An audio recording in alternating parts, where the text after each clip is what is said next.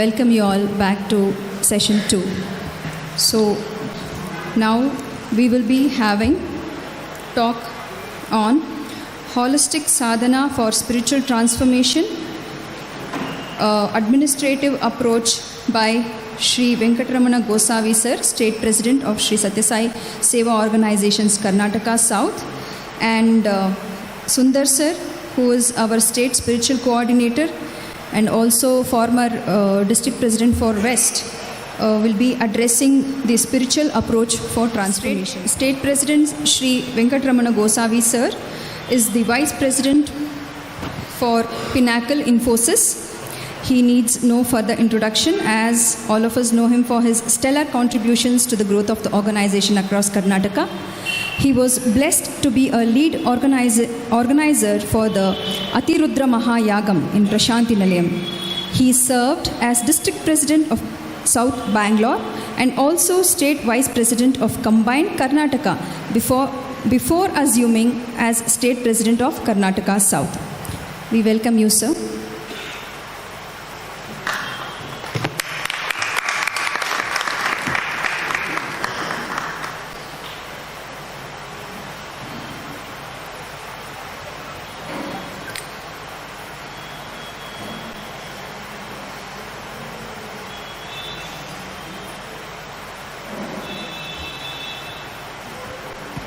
Om Shri Sai Ram. Offering my most humble and reverential pranams at Bhagawan's divine lotus feet.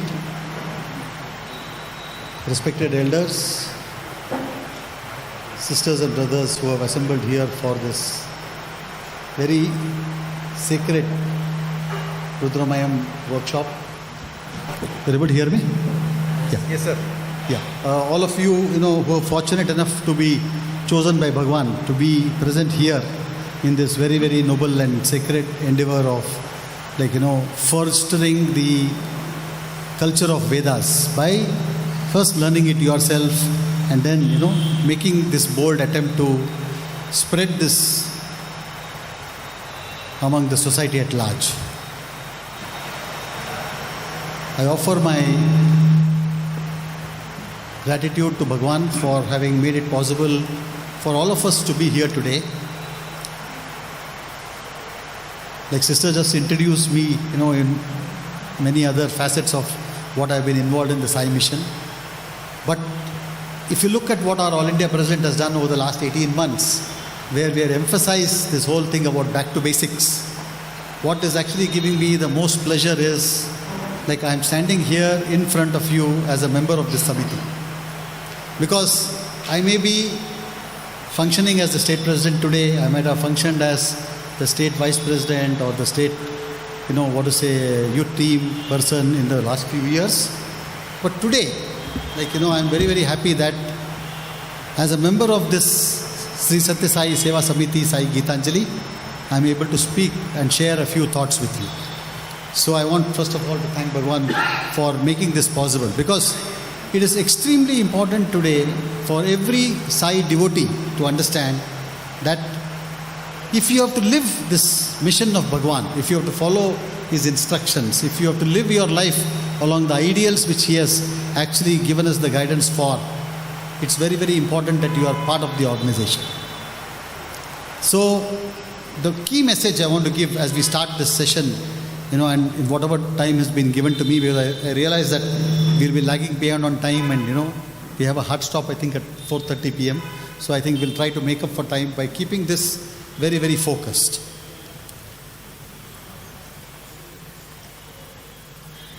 In this very same mandir, on the day of the inauguration, many of you will recall Bhagawan's discourse in Kannada, where he actually said, ಈ ಪ್ರಪಂಚ ಭಾಳ ದೊಡ್ಡದು, ಈ ಪ್ರಪಂಚದಲ್ಲಿ ಇದು ನಮ್ಮ ಭಾರತ ದೇಶ, ಈ ಭಾರತ ದೇಶದಲ್ಲಿ ನಮ್ಮ ಕರ್ನಾಟಕ ರಾಜ್ಯ, ಈ ಕರ್ನಾಟಕ ರಾಜ್ಯದಲ್ಲಿ ಈ ಬೆಂಗಳೂರು, ಈ ಬೆಂಗಳೂರಿನಲ್ಲಿ ಒಂದು ಜೆ.ಪಿ. ನಗರ, ಈ ಜೆ.ಪಿ. ನಗರದಲ್ಲಿ ಈ ಮಂದಿರ, ಈ ಮಂದಿರದಲ್ಲಿ ನಾವು ಒಬ್ಬರು. ಅಂದರೆ ಈ ಇಷ್ಟು ಒಂದು ವಿಶಾಲವಾದ ಒಂದು ಬ್ರಹ್ಮಾಂಡದಲ್ಲಿ ನಾವು ಎಷ್ಟು ಚಿಕ್ಕವರು, how insignificant we are. I think Bhagavan, in his opening discourse here, when he inaugurated this mandir and blessed everyone who was present, I think that's the message which he gave. So therefore, if you look at this cosmic message of Bhagawan, and then think and draw a parallel and say, in this avatar, he spent, let's say, 87 years in his physical sojourn on earth. There were millions who actually heard about Bhagavan Sri Sathya Sai Baba. Out of those millions, very few, who were contemporaries of the avatar could actually come and have his darshan, sparshan and sambhashan. Now, if you further do a double click, out of all the people who actually came and had his darshan, sparshan and sambhashan, you will find that very much fewer people actually were there who were members of the organization. Again, if you go further, how many people were there who actually played a very active role, let's say as office bearers, or as who said, we want to delve deeper and understand the meaning of the Vedas, we want to understand how to chant it correctly, we want to also propagate this to the larger community. Again, that will be a very small fraction. So I want to say how fortunate all of you are that you chose to take this path. And recently there was a message which was said that you are not choosing me, I am the one who is choosing you. So it is only possible, again, by his divine sankalpa, that all of us came together to be a part of this sacred mission of Bhagavan for Veda Poshana, and this Dharma Rakshana, and also Swami said one more thing, that apart from all of these objectives of the avatar which were there, he said, in the Bhagavad Vahini, Swami actually said, the greatest mission for why I came to earth is to give joy to my devotees. So, you are experiencing that joy by having chosen to be a part of the Vedic mission of Bhagavan. So, considering that how rare this opportunity is, I want to make a few suggestions to all of you. One, having come into this fold, each and every one of you should actually have a very, very broad, expansive kind of objective for yourself, which is to say that, look, while I have actually come into the Sai mission because of my interest in the Vedas, or because of my interest in bhajans, or because I wanted to be in the Bal Vikas and learn the values at a young age, it's very important for you to also say, there is a responsibility on me to actually play the role which is envisaged for me by being, let's say, a member of the Samiti. So, we have to understand that while Bhagavan's message is there, while there are many devotees, the organization is that sacred platform which Swami said, I have lent my name to this organization. And therefore, it is incumbent upon each and every one of us to live our lives responsibly, along the ideals which he has actually taught us through all the Vahinis, through the Vedas, through all the thousands of discourses, through the thousands of bhajans which are there, which glorify the Lord. I think our responsibility, therefore, is to be able to say, we want to be a part of the organization. Wherever we are, today we may be in Sai Gitanjali, tomorrow we may be going to some other part of Bangalore, or we may be going to some other part of this country. It's quite likely that some younger people may actually move out of India for their own reasons and have to join a Sai center somewhere overseas. But I want to make a request to you that wherever you are, I think you should say, I will be a member of the Sai organization. Because being a member of the Sai organization actually opens up all those avenues, opens up all those vistas for you to participate in all the activities of the organization, which are basically meant to make you progress on that path of realizing that innate divinity which is within you. Like when we conduct our Sevadal training, for example, we go and ask people, why did Bhagavan, give the Sathya Sai organization? Now, people give a lot of answers, depending on their level of maturity, depending on their involvement, depending on whether they are willing to even answer, because some people will say, if I open my mouth, am I making a fool of myself? So we have to encourage people to open up, and then we get a lot of answers.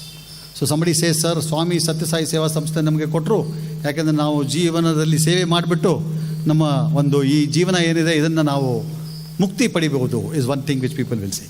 Somebody else will say, like, Swami has given this organization so that we can actually go and serve the people who are less fortunate than us, because it depends on their level of maturity. Now, after having gone through all these answers, that our resource person, that person whom we have chosen to answer, to conduct that session for us, who actually has read Swami's literature, who has lived the mission of Swami, will actually say the reason why Bhagavan created the Sathya Sai Seva organization is basically to get the whole community together, to create these sacred vibrations, in the society, whether it is through Veda chanting, whether it is through bhajans. But more important than all of this is to establish the fact that he said, I am God, you also are God, except that I know I am God, but you don't know that you are God. So therefore, in this path you have to pursue is you have to realize that innate divinity within you and transform yourself. So that's the very important thing which I want all of you to recognize, that it is not, in fact, I met one of our gurus who actually was trained us in the Vedas in the 2008 when Bhagavan gave us the opportunity and said, for the Mahashivratri 2009, all of you can come. These same gurus told us that sometimes when you master the Vedas, let's say you learn it by heart, then what happens is your ego takes over at some point of time and you are actually chanting at such a speed that you may even forget, or you may actually even pronounce incorrectly. So we need to maintain that balance and say that whatever is happening because of our effort, also blessed by Bhagavan, because of the fact that he has asked us to constantly practice his message.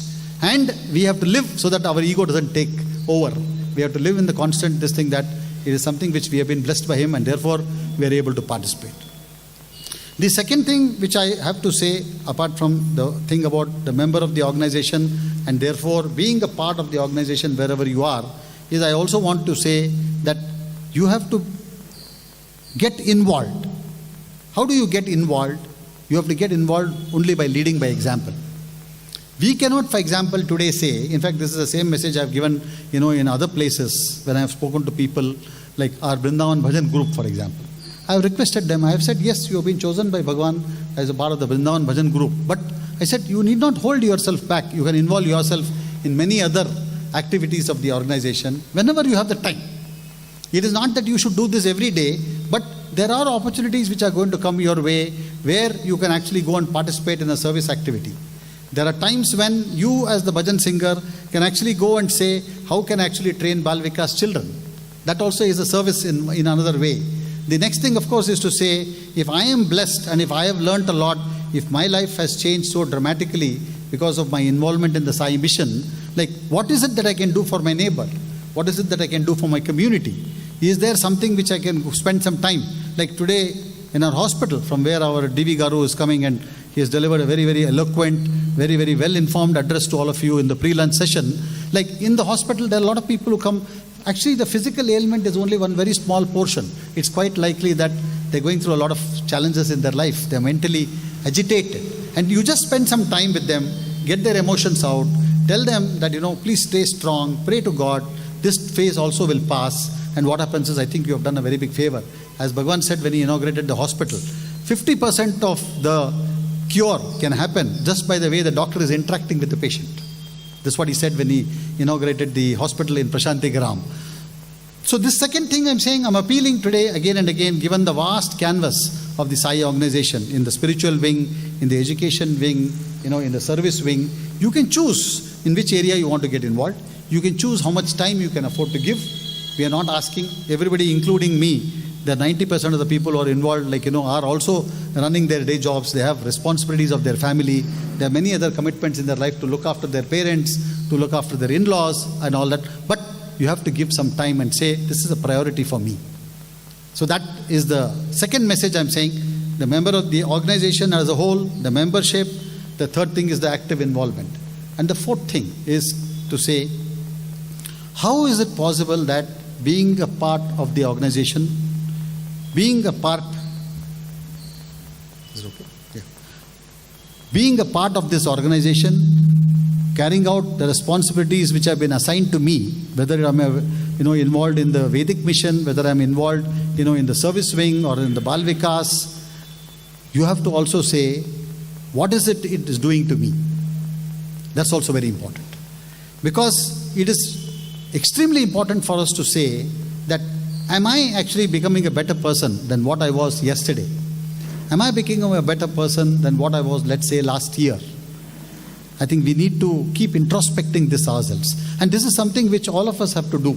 And the reason why I'm going to spend a little bit of time on this is because we are all human. we all have our own, shortcomings. We have our own ego. We have our own challenges saying, I like to work with person A, but I don't like to work with person B.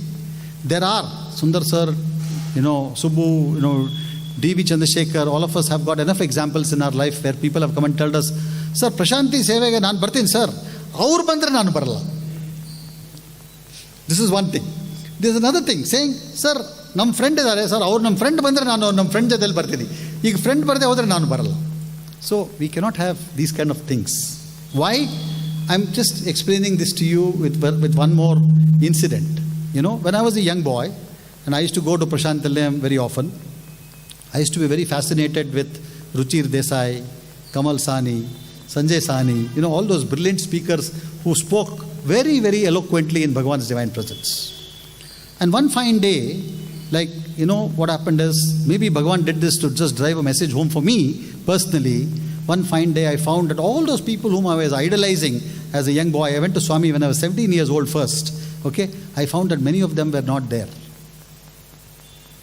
And then what used to happen is, in those days, Professor Anil Kumar, every Saturday evening, he would actually address one satsang, in between shed number 28 and 29, in Telugu. He used to speak for about 45 to 50 minutes, and then he would sing 2 bhajans, and he would conclude with Swami's Aarti. Now, I was young, and I was thinking, why all these people who were so blessed by Swami are suddenly not there around him? What has happened? And then Anil Kumar sir gave he used to also answer some questions through some very, very nice stories which he used to narrate about his experiences with Bhagawan.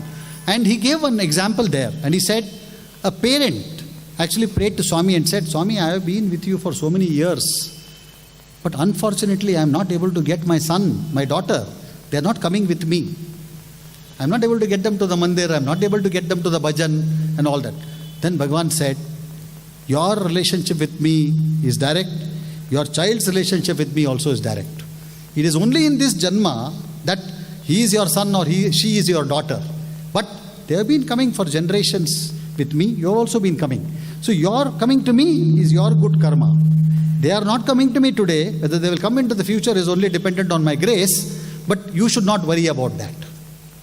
And then he also there, Anil Kumar sir expanded on that thing and said, we all have to understand that in this avatar, many people have come and gone. And Swami himself has said this. Many people have come and gone, but I am the one who is permanent. Swami has said this, saying I am the one permanent. So then that's a lesson for me to say, don't be attached to the people who are there around me, who are actually dressed in these nice white clothes, who are coming and quoting the scriptures very extensively. They are actually coming and talking a lot, and you should be, through them, you should develop attachment and devotion for me, but not develop attachment to that particular person who on that day spoke in Purnachandra auditorium. So I want to request each and every one of you here, saying, as you build your association here today in the organization, it's extremely important for you to keep that attachment at a certain level. That attachment should not be the primary thing why you are coming to the Sai organization. You should come here saying, I'm coming here for my own happiness.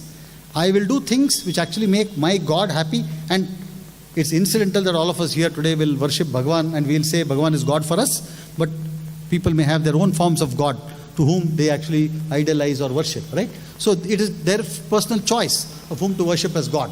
So I think you have to say, in fact, in the Parthi Yatra, we emphasized this, Sundar sir and me.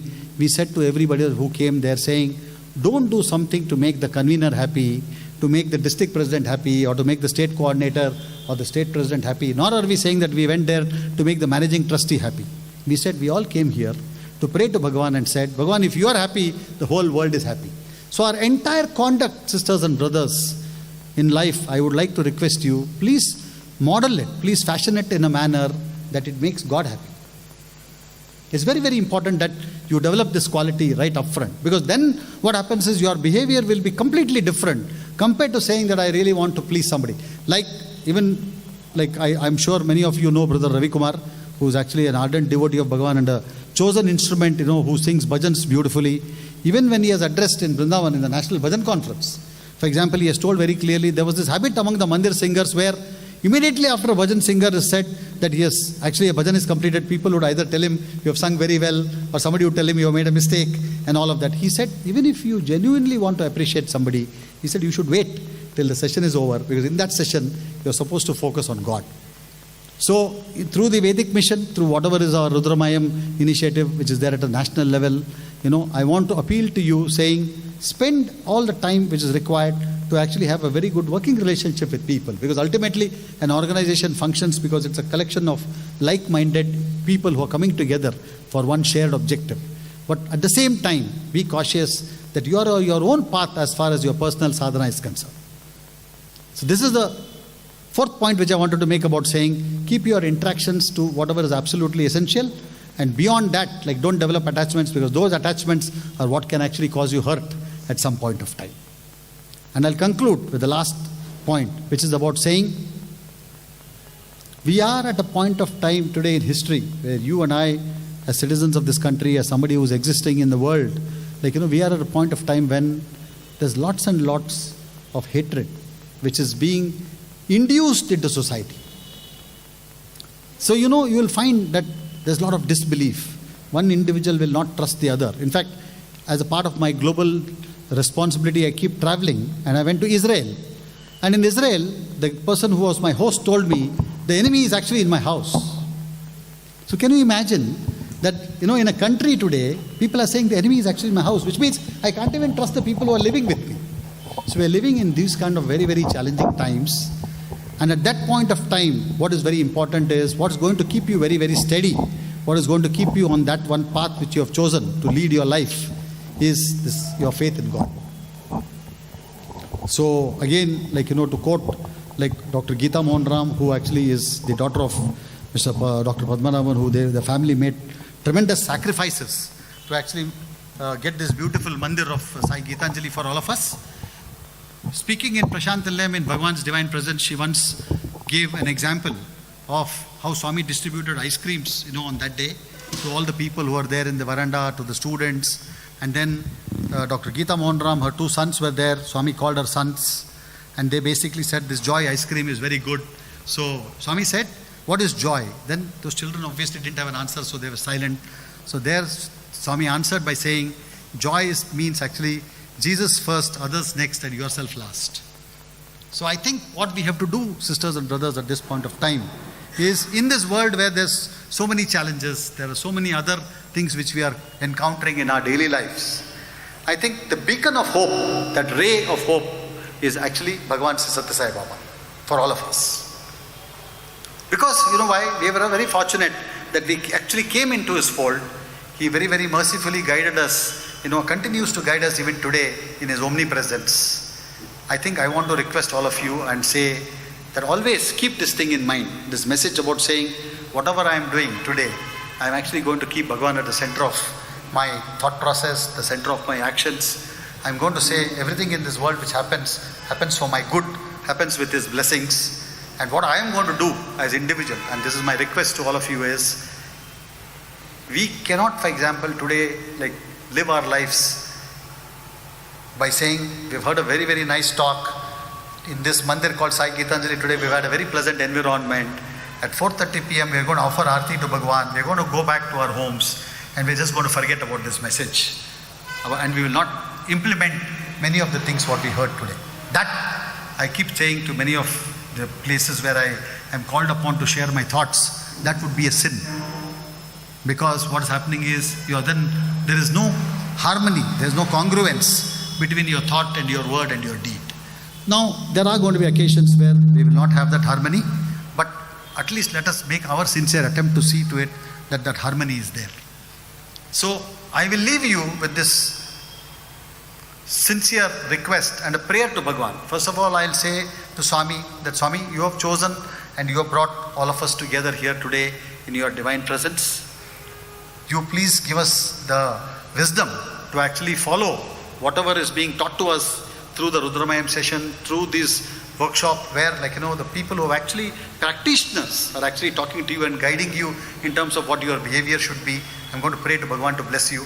I'm also going to say that even if there arises an occasion where we stray away from the path, I think the prayer should be that His grace should actually make us to come back. And a very nice quote was shared with me yesterday, which I just want to tell you. Because we are all human, like there will be good thoughts, there will be bad thoughts, there will be negative thoughts, there will be negative sentiments which will keep coming to us. But I think as Swami has guided us, we have to question and say, where is this coming from? Is it coming by force, being imposed on me because of the environment in which I am? Or is it actually coming to me from the source? And the source is only the Lord. So the moment all of you introspect about this thought process of yours and say, this thought, I'm going back to the source, then that thought will actually disappear. Because that kind of evil thoughts or the thoughts which are not in line with what the divine principles are will never come when you are at the source.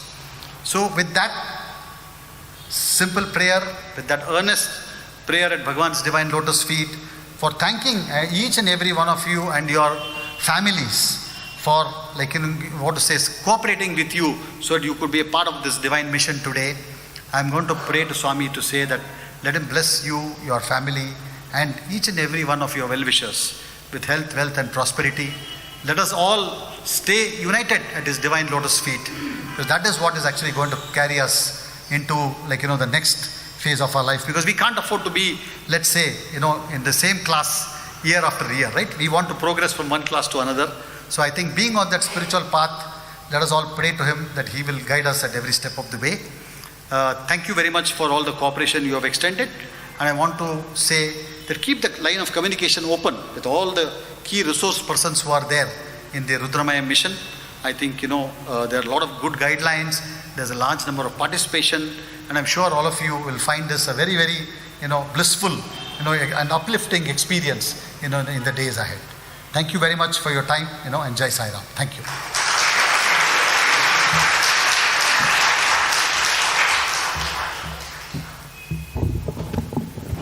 Thank you so much, sir. We should indeed take up Seva as sadhana.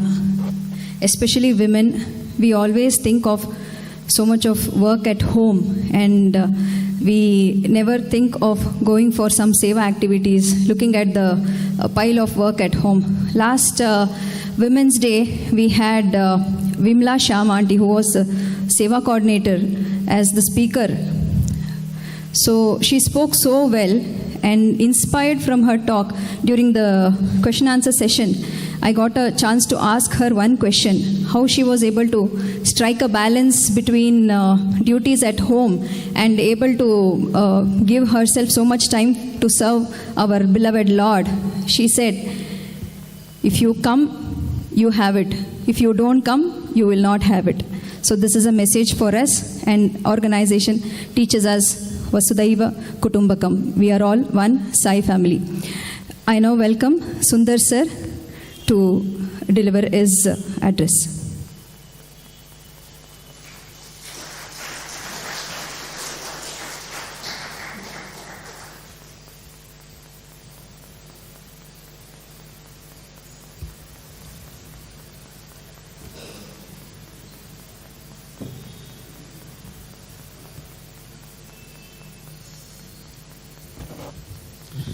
Om Sri Sai Ram. Offering my most humble pranams at the divine lotus feet of Bhagawan, with a prayer that he conducts this session, the concluding session of this Rudramayam workshop. Ratnakar knew about my height. Thank you, Ratnakar. Otherwise, I would not be visible to most of them, to give me a pedestal. Brothers and sisters, we are having the concluding session now, and I'd like to give a different dimension on the same topic. Respected State President spoke about the administrative aspects, and today let us see the spiritual angle and also a couple of administrative requirements which the organization expects from its members. Now, this is going to be a very interactive session, the concluding session. So, I want all of you to answer certain of the doubts which I have got. I have a lot of doubts. So, I keep asking these doubts to you. So I require this assembly to answer this question. Now, this topic, holistic sadhana for spiritual transformation, has got two key words. One is sadhana, and the second one is transformation. Right? So, what is sadhana? First doubt which I get in my mind is, what is sadhana? People keep talking about sadhana and all that. What is sadhana? I think, I don't know whether we have cordless mics, or else at least these mics can be used. Or if your voice is good enough, you can keep. Yes, please. So, Sai Gitanjali iro Devaruda Sthana, illi baro darine sadhanana. ಯಾವ book ಓದಿದ್ರಿ ನಿನ್ನೆ ಯಾವ book ಓದಿದ್ರಿ ಅಂತ? Okay, thank you very much. Please give her a big hand. So what Madam was saying is that the path towards God, in which we get enlightenment and happiness, is sadhana. Alva? ನೀವು ಹೇಳಿದ್ದು? Am I right? Anybody else, please? Yes, brother.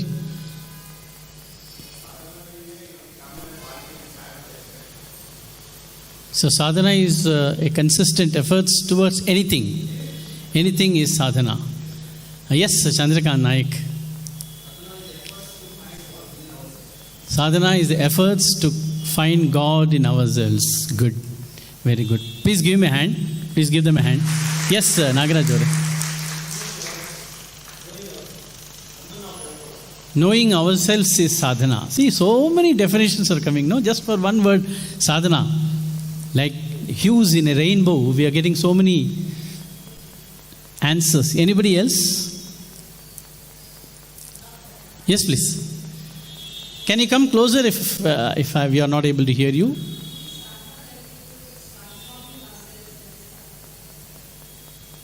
Okay. Anything which transforms. Okay. Yes, sister?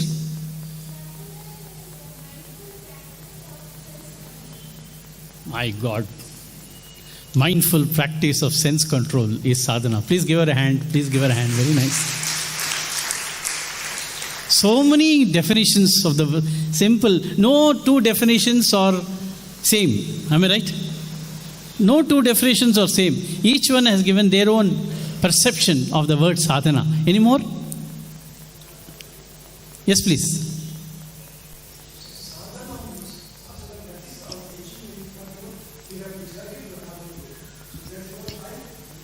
Thank you, sir. Thank you. Please give him a hand.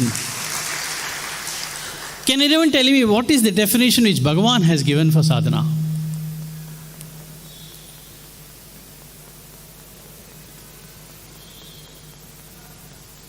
Spirituality and sadhana. Swami has given beautiful definition. Okay. What Swami says is, to annihilate animal qualities in us and develop divine qualities is spiritual sadhana. Do we have animal qualities? I am man or a girl or a woman. How can I have animal qualities? That is why Swami says, Manamandaru Akaru Manushule Kani Achara Manushulu Kadu. Over the past so many years, we have passed through 83,99,999 lives, and sitting here in Sai Gitanjali today as human beings, it doesn't mean that we have a human mind. We are physically humans, but we have an animalistic tendency. So to annihilate, how did that mind came? Because of our inherent past. Because we have a history of, we were animals, we were monkeys, we were donkeys, we were maybe squirrels, we were birds, and all these janmas, all this mind, the subconscious mind is filled with certain amount of vasanas that we have inherited in our mind, which did not die when the body died. So, we have a human body with an animalistic tendency. That is the reason why sadhana is required as a human being to ensure that we clean our chitta or subconscious mind. And that whatever we do in that path is sadhana. I hope it is clear. This is the definition given by Bhagawan. So what is transformation now? We know what is sadhana. What is transformation? Quickly, please, because Subbu has told that we have to close by 4:30. So even if we are unpacking, he will take the arati now.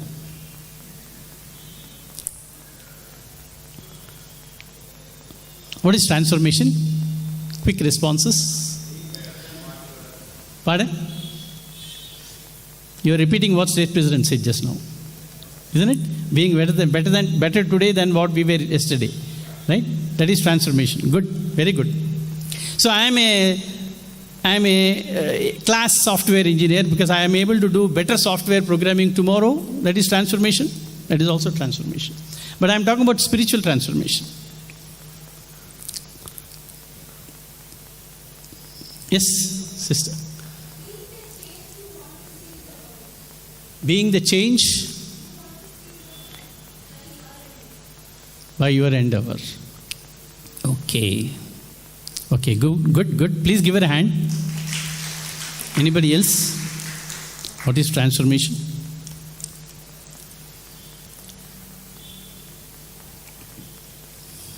Is change transformation?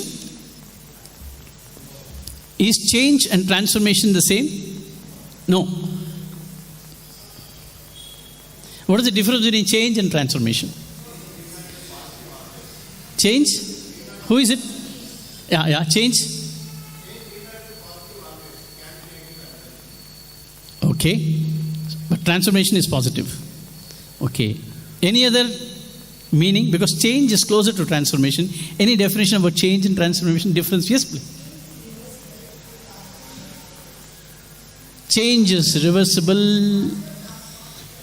You're transformed. But change is temporary. Reversible. Okay. Please give her a big hand, senior devotee. Anybody else?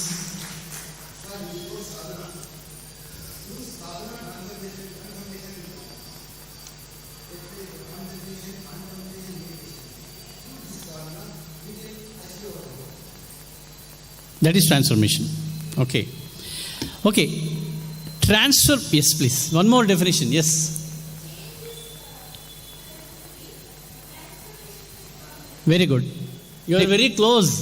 Very close. But you are not telling the right answer, that's all. You are very close. Yes, madam.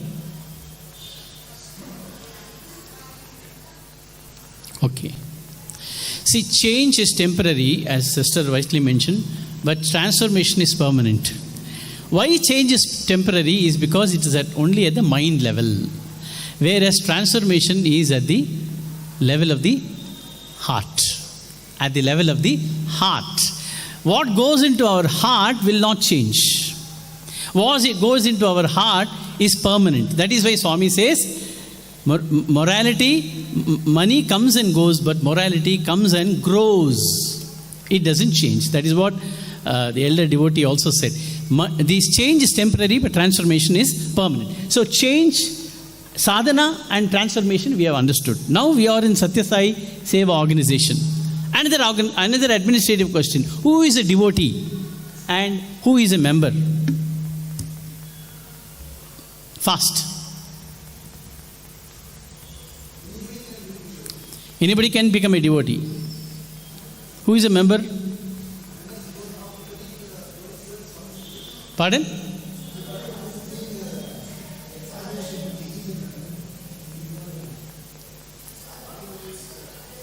Yeah.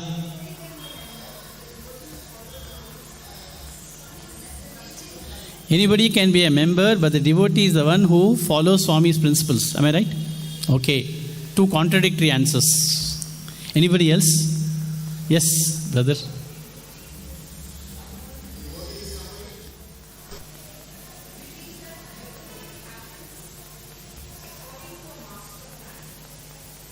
He's a devotee. Who is a member? Okay. Yes, brother.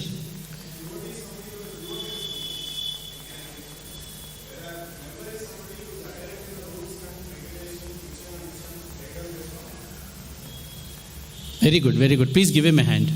Why I am asking this question is not that we are having a Rasaprashni or in a quiz contest or something like that. Why I am asking these questions repeatedly, the simpler aspects of Sathya Sai organization is, not all of us have understood Bhagawan properly. Each one has got his own perception. Each one has got his own idea. Each one follows his own path. That is why, administratively speaking, we are having some challenges.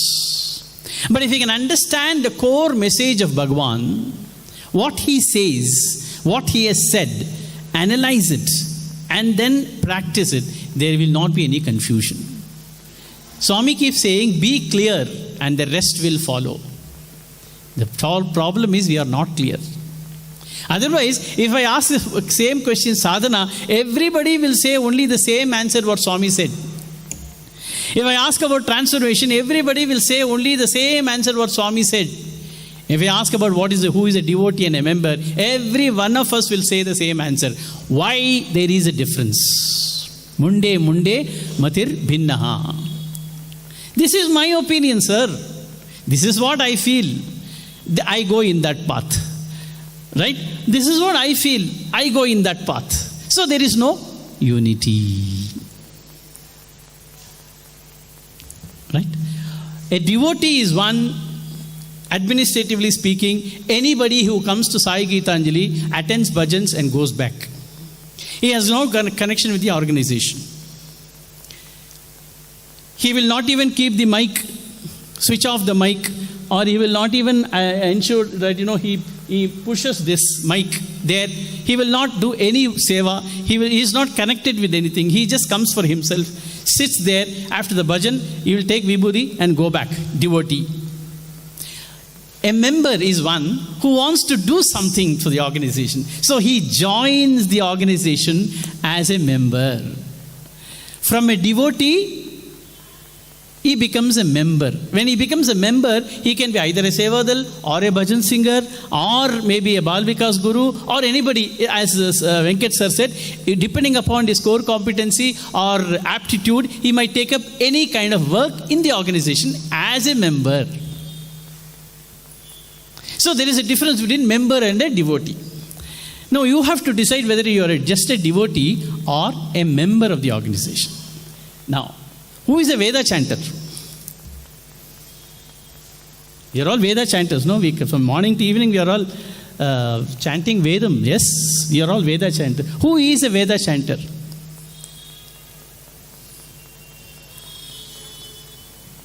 Why lull? Why there is no answer? Because each one will give his own answer.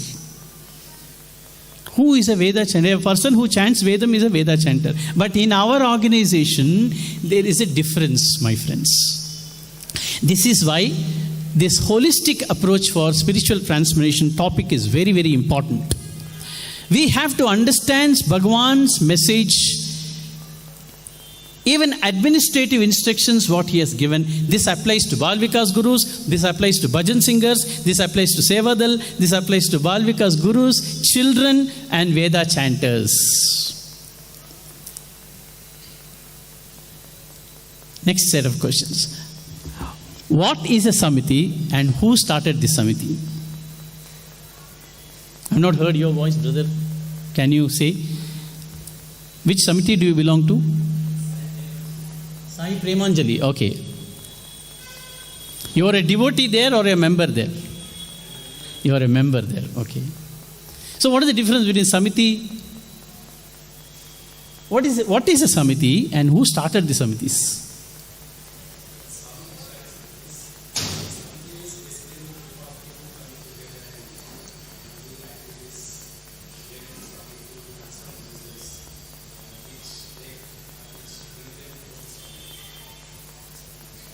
Okay, please give him a hand. I want to know, to cut the long story short, is there anybody in this crowd who is not a member of any samiti? I don't know what Samiti is. You are asking, I don't even know what Samiti is, and you are asking me who is a member of Samiti. I don't even know what is Samiti. Come on, you define. If you are like that, also you please raise your hand. Does anybody know who? Yes, please. You are not a member of any Samiti. Do you know what a Samiti is? No. Yes or no? Anybody who who doesn't know what a Samiti is? You have answered four questions. I want others to also answer, please.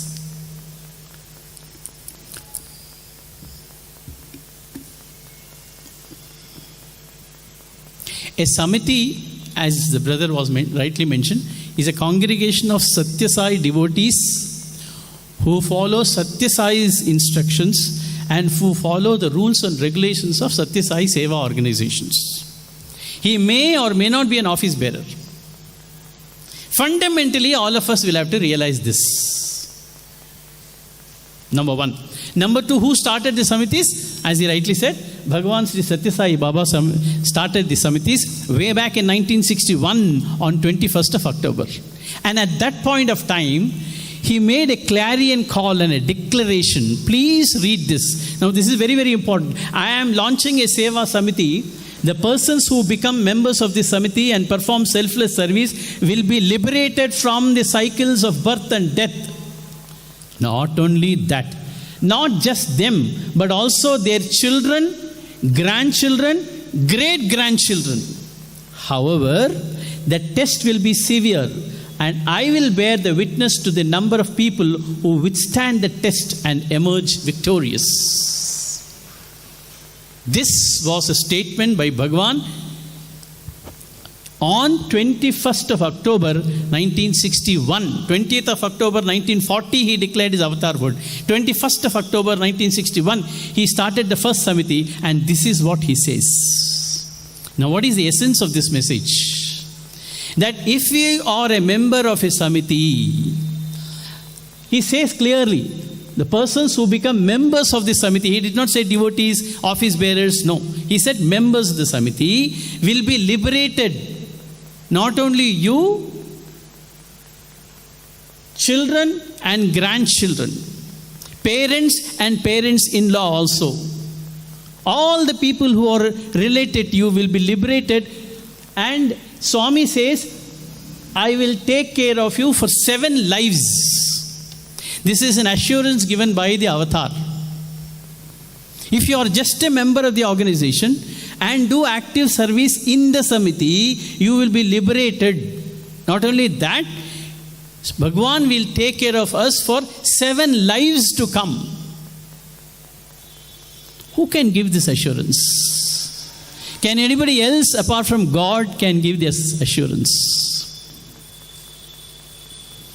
That is why Sathya Sai Seva organization is important, my dear brothers and sisters. We have to be very, very clear with this fundamental message. Then we can go for Veda chanting, we can go for bhajan singing, we can go for Sevadal. Whatever aptitude we have got, we can go. But let us not forget the roots.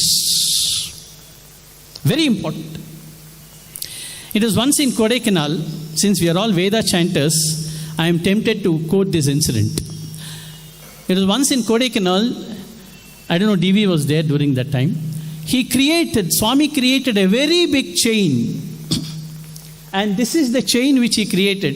It is almost like a garland. It looks small here, but it had lot of weight. And it had lot of Shivalingas in that. You know what the chain is?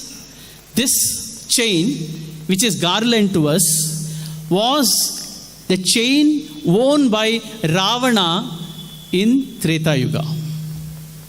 Ravana was wearing this chain, this very chain. It had, some say it has got 365 Shivalingas and 3 Shivalingas below. And Swami created this chain and showed it to all of them. Not because to say that Ravanasura was great. He wanted to prove that how bad was Ravanasura. Despite this, why did it had so many Shivalingas? Because Ravana was chanting Rudram every day. He will do Abhishekam to one lingam every day, then only have his lunch. He was such a fierce Shiva Bhakta.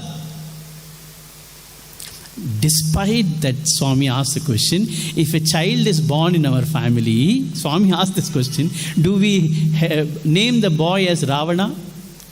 Never. Why? Why don't we name the child as Ravana? Because Ravana was a great Shiva Bhakta. He knew Rudram, Namakam, Chamakam, maybe Kramam, Pata, all this he knows. All that we chanted since morning he knows. We are chanting only once, unless he does Shiva Abhishekam every day to one Shivalinga, he will not even have his lunch. He is 10, 20, 30 notches better than us as Veda chanter or Shiva Bhakta. But yet if a child is born today in anybody's families, we will not name them as Ravana. Why? He followed Bhadram. How, sir? We are chanting Vedam. We are chanting Vedam, so such a powerful Rudram. Pardon? Yes.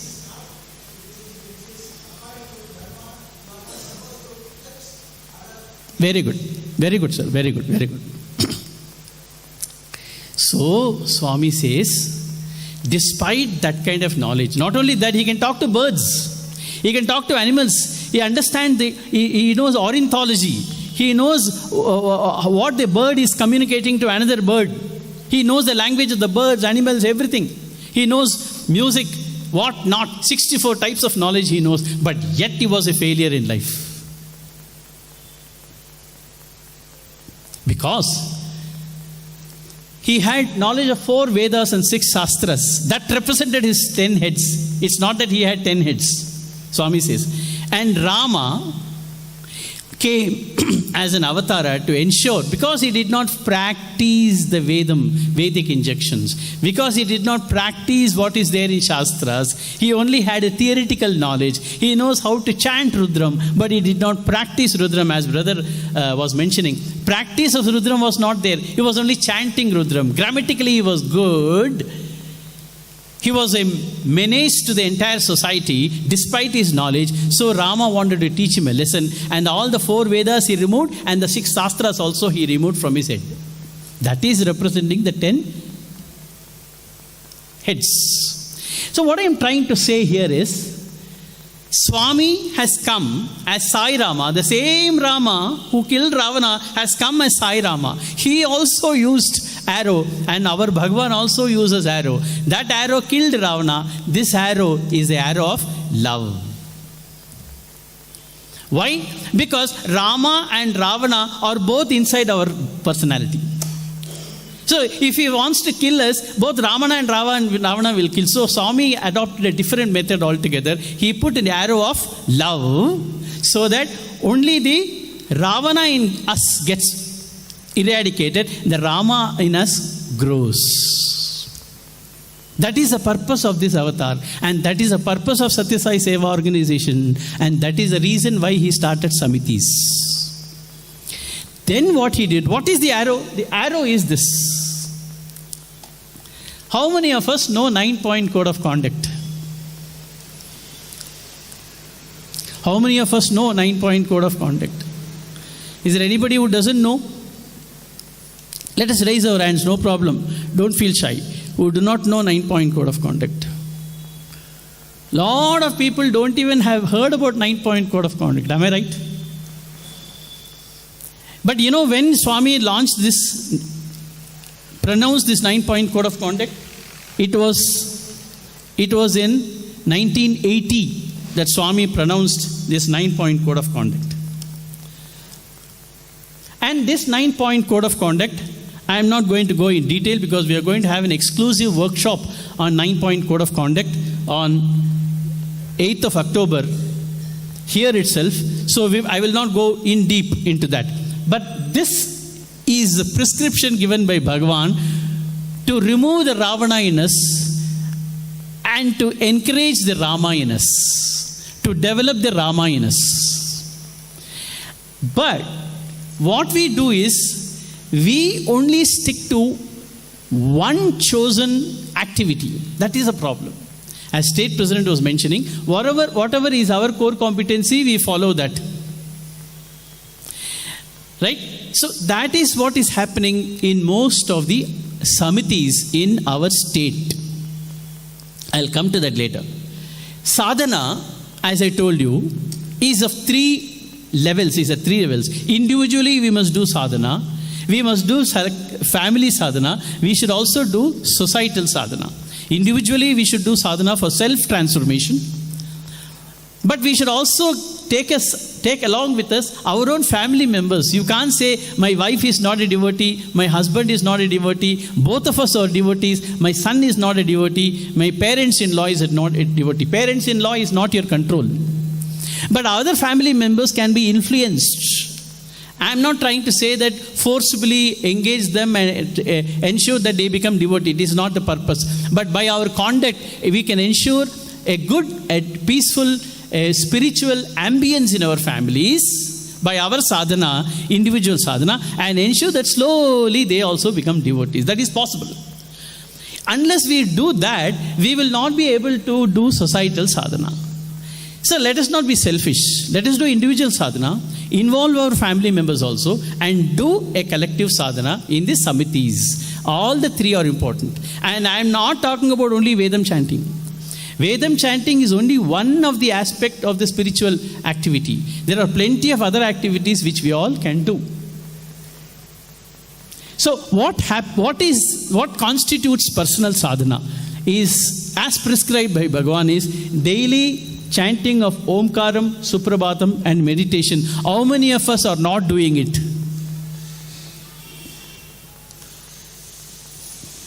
A lot of them. Omkaram, Suprabhatam and meditation, whether we are a Veda chanter or a bhajan singer or a sevadal or a Balvikas guru or a youth member, it applies to everybody. This is prescribed by Bhagavan. Second is daily Vedam chanting and puja at home. Third is study of Sai literature, very, very important. No, sir, I am a Veda chanter, I will only read Rudram book. No, you have to chant, you have to read Sai literature. That is prescribed by Bhagavan. Otherwise, we will not be able to practice what we are learning in Vedam, as rightly told by Brother DV in the morning. Right? How can we practice love in the society? We have learned so many mantras. What is in what way we will ensure that we practice it? Chant Gayatri whenever it is possible, Brahmarpanam while taking food, and participation in Samiti activities regularly. This is what organization expects from all of us who considers ourselves as Swami devotees. Now, some of the Vedam chanters say that I am doing sadhana. By doing Sandhya Vandanam is not sadhana.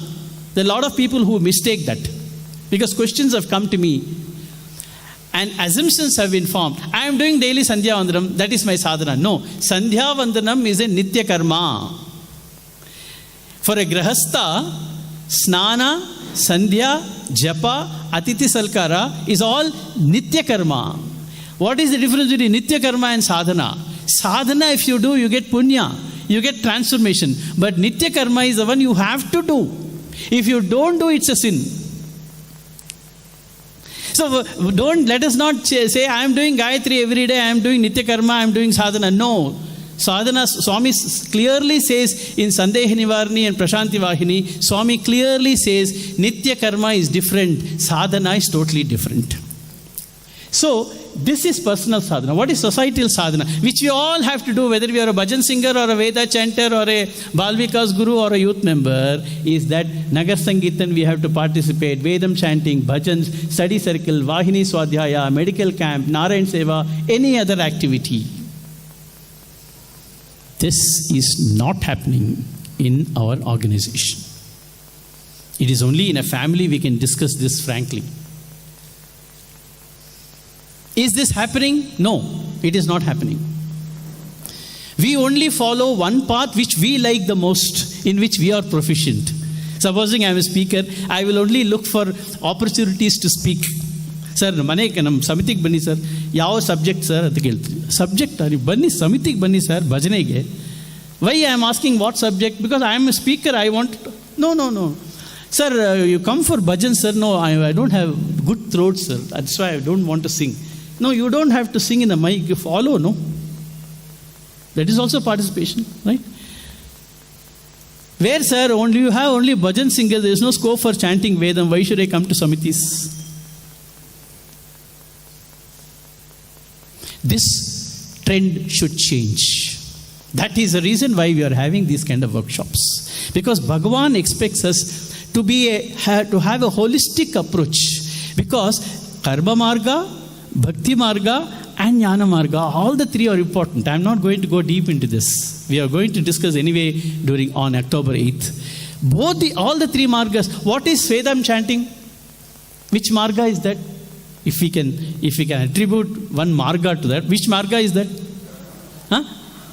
Jnana Marga. Bhakti Marga. See, here also there are a lot of variety of answers you get. Is Vedam chanting Bhakti Marga or Jnana Marga or Karma Marga?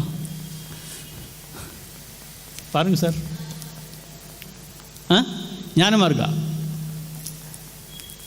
If you have discussion on Vedam chanting, it is Jnana Marga. If you are doing Vedam as a prayer, like Ekadash Rudram chanting, Rudram Abhishekam, Rudra Homam, it is Bhakti Marga. What about Karma Marga? All good activities is Karma Marga. So Karma Marga is also important. Jnana Marga is also important. Bhakti Marga is also important. But we only go to one approach, one line of doing activity which we like the most and stick to it, and we feel those things are for you, not for me.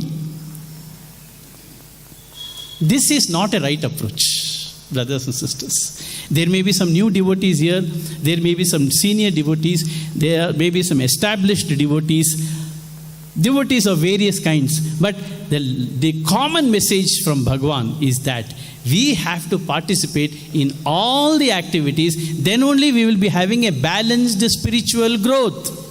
Otherwise, we can't be different from Ravanas. What Ravana did not do is that he did not put the practice. He knows about Vedam, he doesn't know the meaning of Vedam. He knows Shastras, he has not practiced Shastras. That is the problem. Why he did not go to Jnana Marga?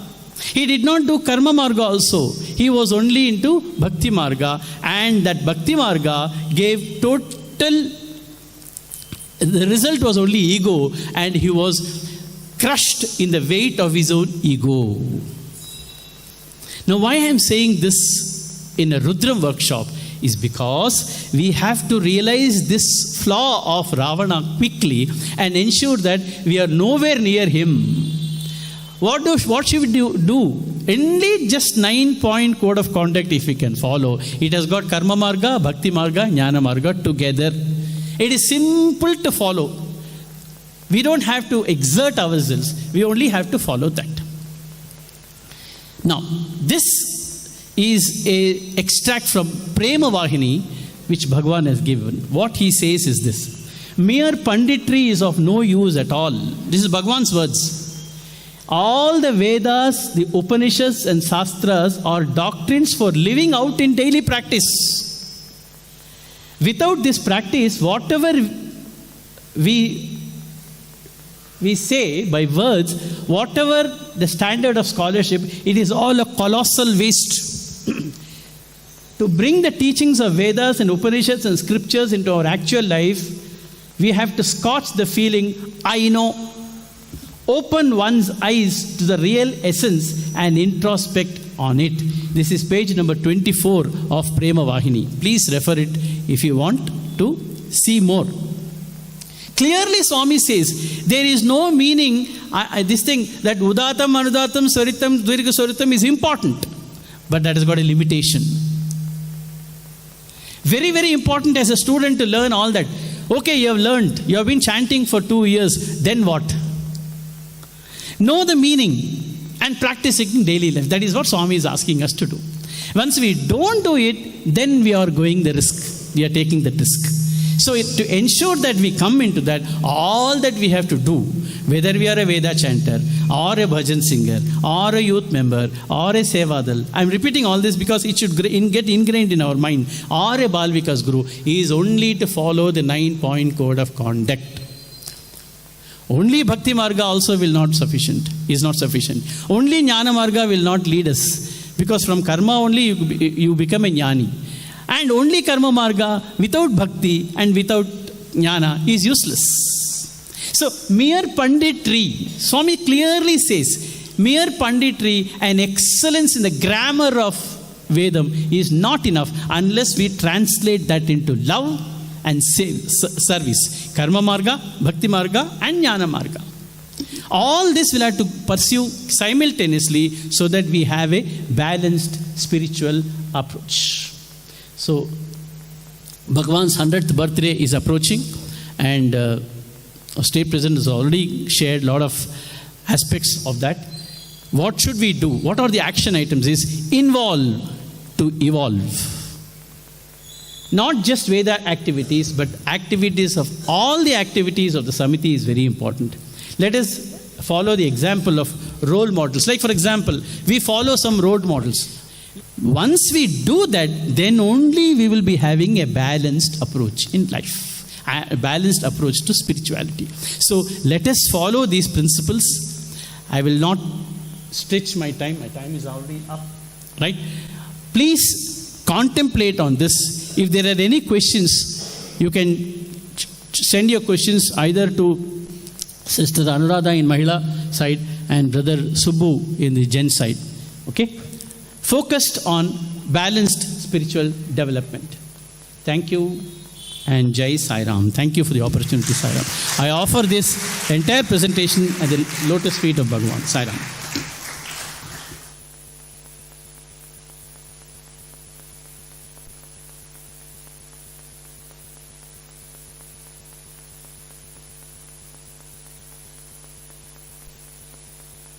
Thank you very much, sir.